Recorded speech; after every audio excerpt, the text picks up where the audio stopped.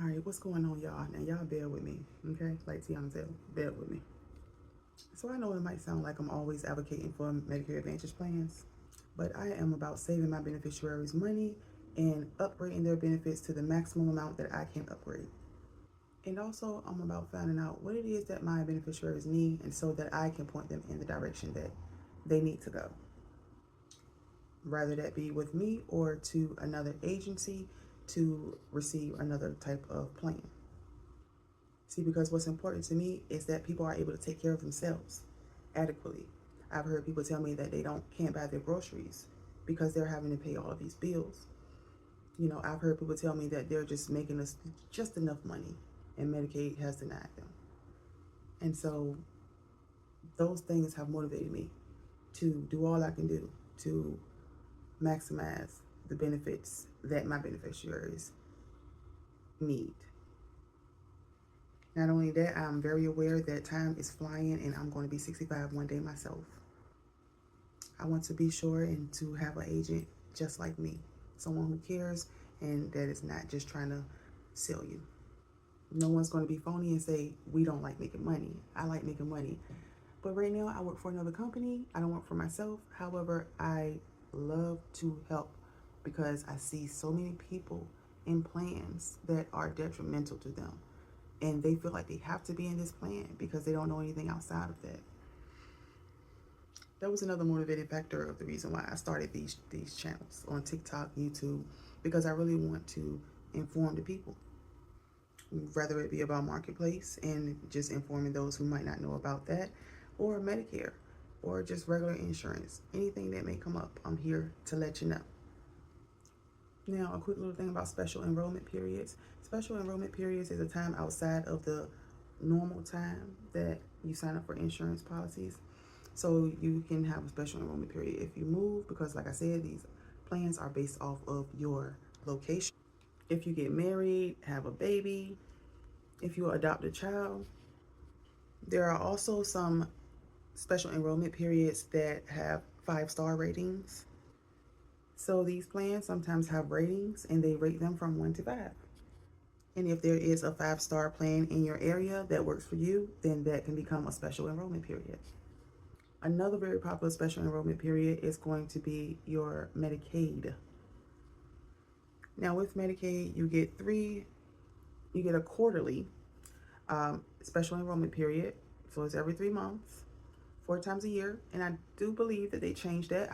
I've not confirmed that yet, but as far as I heard, that it's going to be a monthly special enrollment period now. You also have special enrollment periods like flooding, if you have a natural disaster, if your governor calls a state of emergency. We find all of this on the FEMA website to verify that there is a state of emergency. Also, if you were to lose credible coverage like Medicaid or employer insurance, that would also open up a special enrollment period for you. So don't fret, love bug. You have time.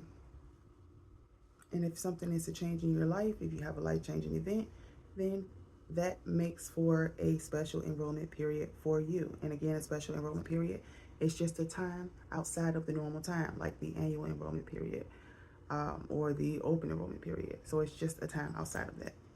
Now, there are many other special enrollment periods. I just wanted to give you an idea of what it meant and go over some of the most popular ones that I came across and that I'm sure that are the most popular with most agents. But that is my little spiel. I just wanted to let you know that I don't work for anyone. I'm just real. So the thing is, for me, if you can get a Medicare Advantage plan that's going to offer you hearing, dental, and vision, and sometimes these plans offer you transportation. If you have that Medicaid, you can get the grocery benefit. You can use that for utilities. Then yes, I'm going to steer you towards that. Because the supplemental plans, not only do they have premiums, which are most of the time hundreds of dollars, they also do not have vision, hearing, or dental. Why would I mean, those work for who they work for. So that's why it is important to be a good agent. That's why it's important to do a great needs analysis. And what a needs analysis is to find out what your needs are. How many times do you go see your primary care provider? Did you have a doctor that you want to continue to see? All right, who is your primary care provider? How many times are you going to see a specialist, if any, per year? Have you had any hospital visits in the past year? When it comes to that hearing, dental, and vision, which one would you say is the most important to you? These are the type of questions that you should be being asked, okay, when it comes to Medicare, because that's what's going to be important. Maximizing your benefits, finding what's out there for you that's going to work for you. Because as I said before, there are plans that are rated by stars, but just because they're rated by stars does not mean that they're going to be the best plans for you. And just because one plan works for one person does not mean it's going to work for you. And so be diligent about making sure that your agent is doing their job.